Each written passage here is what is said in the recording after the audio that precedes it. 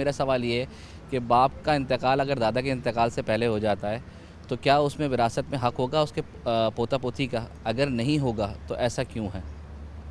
इरशाद।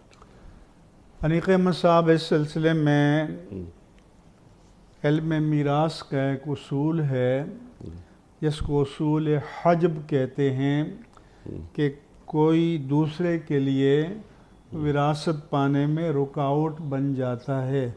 उसमें एक उसूल ये है कि एक ही दर्जे का करीब का वारिस दूर के वारिस को महरूम कर देता है।